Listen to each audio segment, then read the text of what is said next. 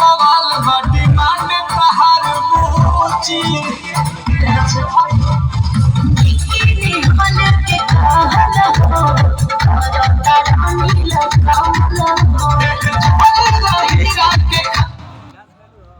चलो यार तो ये खासियत है जब के ताव मारी तो बंद कर बाजार